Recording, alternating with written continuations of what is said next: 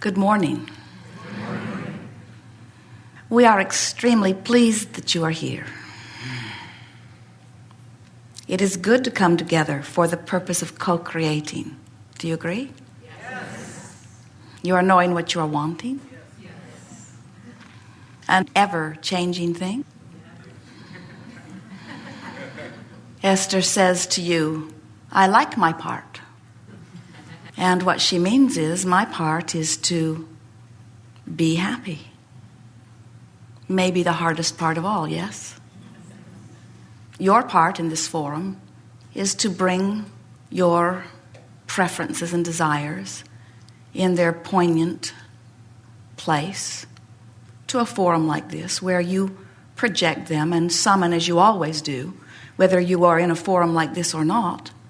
Esther's part in this example is to be vibrationally up to speed with that which we are, so that as you summon that which you want, it can flow through her.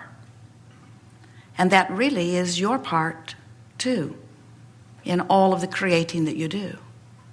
So when Esther says, I like my part, and you laugh, what she is saying is, my part is not a hard part at face value. My part is just showing up in a happy, open-valved position, so that what is being asked for can flow through me. But that means that she must position her mind on things that allow her to do that. And that's your work too, isn't it? And that's what the art of allowing is. It's living in the world that you live in, living in the conditions that you're living in, observing your life as you observe it, and training yourself to find vibrational alignment with who you are, no matter what. So at face value, it is a simple thing. I just show up and be happy, and the seminar happens. That's what Esther would say to you. My part's easy. But like you, her part is the hardest part of all, because the art of allowing is the art of finding ways, some way, from where I am, no matter what's happening, to adjust my vibration to the alignment of that which is truly me. For a while we called this gathering the science of deliberate creation. Much heftier title, don't you think? But it was worrisome to so many because you worked too hard at it and you worked on the wrong things. Science of deliberate creation made you make lists and set goals and keep track of where you were in relationship to your goal. It caused you to be out of balance more often with what you wanted even than you were before. Because now you're paying more attention to your relationship with your goal. And as you're moving along, you know, more than 99% of every creation is complete before you see any physical evidence of it. And so you could be well along the way to the completion of things that you want. And when you stop to take score of what's manifested and you see nothing's manifested yet, you sort of freak out and lose your connection and change your vibrational output. And now you've shown up, but you're not ready. You're not practicing the art of allowing.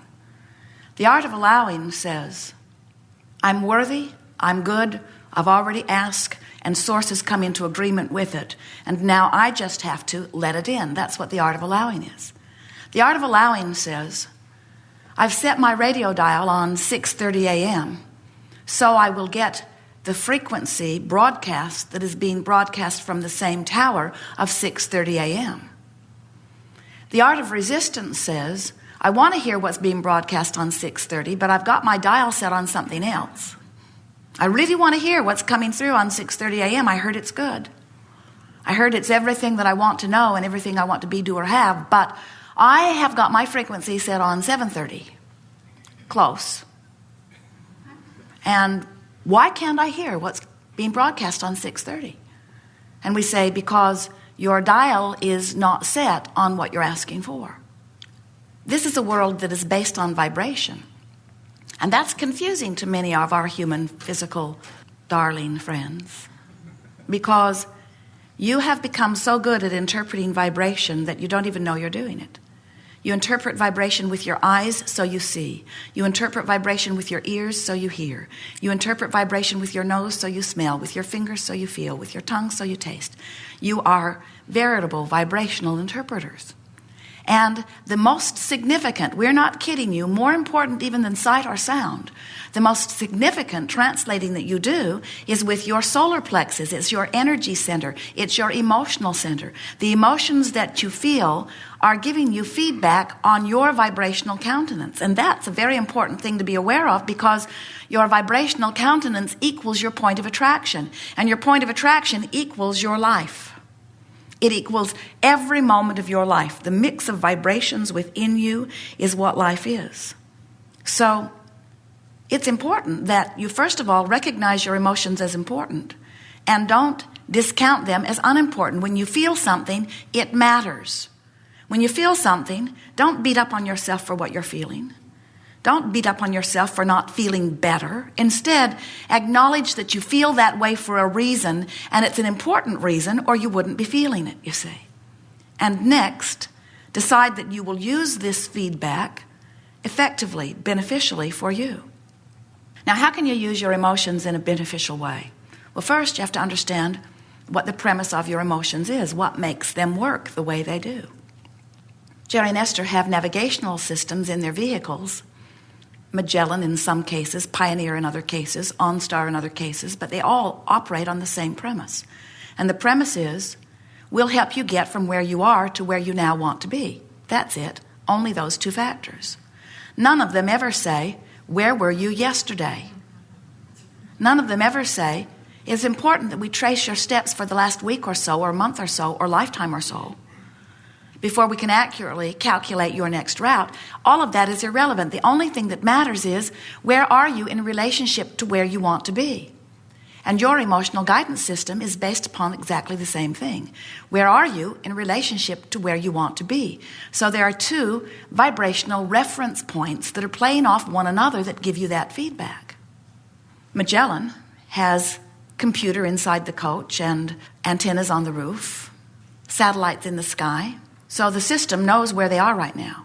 Then they program in their desired destination, and Magellan says, please proceed to the highlighted route.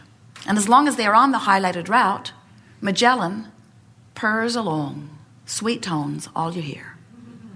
But if they deviate from the highlighted route, Magellan does her job. She kicks up a squawk.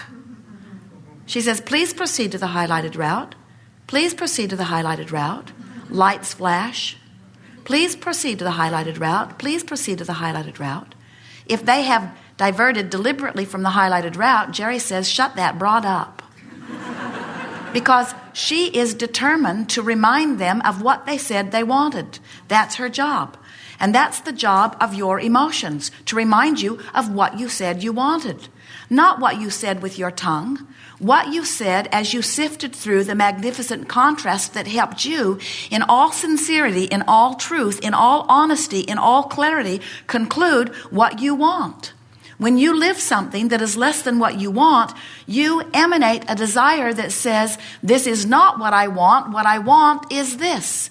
And even if you do not speak words to it, don't you know that when you're sick, you want wellness in a profound way?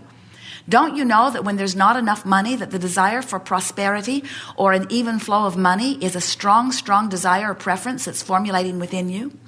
And the thing that we most want you to know is that even if you could not speak a word, like the beasts of your planet do not speak your languages, your moving through contrast, your day-to-day experience causes you to exude preferences. And the wonderful thing, the most wonderful thing, the thing that we don't think you know as much as we want you to know, that happens is, in the moment that that preference exudes out of you, whether it is a full-blown desire, whether it's something that you could write in your goal list, whether it's something that you're discussing with words, or if it's something that's just happening on a visceral level within you, when that desire shoots out of you, it shoots like a rocket into the universal ethers, and Source says immediately, unequivocally, knowingly, and resourcefully, we agree with you. You know why Source agrees with you? Because you are the leading edge of that which is Source, and you ought to know. Even if you're the one-celled amoeba in the ocean, you know what's best for you from where you stand. So as that desire shoots out of you, source comes into complete agreement with it. And one point in that vibrational relativity has been established in your vibrational patterning. And now, do you see what's going to happen? Where you stand emotionally, vibrationally, in relationship to this point, now is what your emotions are all about. So let's say you've not got enough money and it is coming down around you in a very powerful way.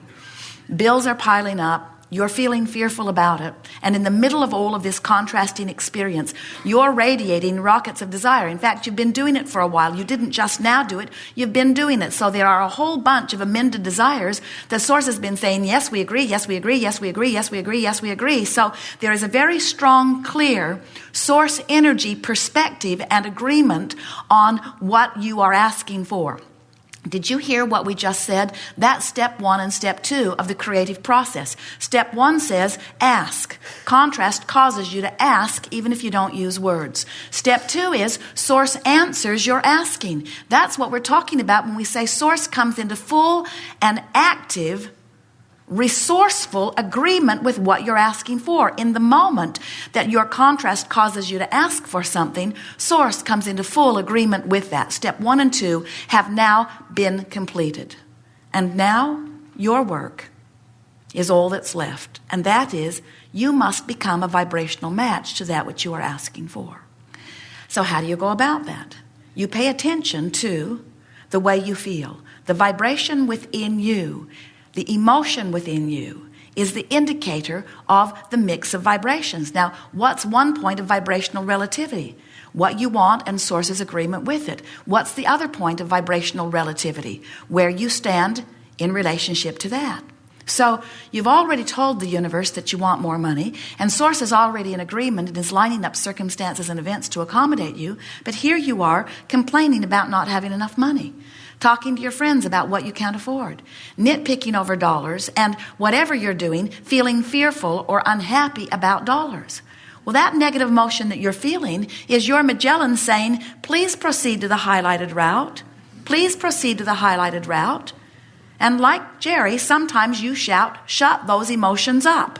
In other words, I don't want to feel like this. And we say, yes, you do. You want to be able to feel your vibrational relationship. Otherwise, you have no way of knowing where you are on your journey from not enough money to enough money, from not enough wellness to enough wellness, from not enough happy relationships to enough happy relationships. In other words, if you can't feel where you are, then you can't quantify your journey, and you can't take the steps in words, thoughts, and actions that align you to get you to the place that you want to be. Sometimes there are actions that you can take that will clean things up right away. Sometimes there are thoughts that will clean things up right away. Sometimes there are words that get things moving more in the correct position. But the thing that we most want you to hear is that if you are unaware that your emotions are help, then you're out there trying to guide yourself using a bunch of guidance that is coming from outside of you that has nothing to do with the only thing that matters, which are the 2 points of vibrational relativity. Nice to know, isn't it?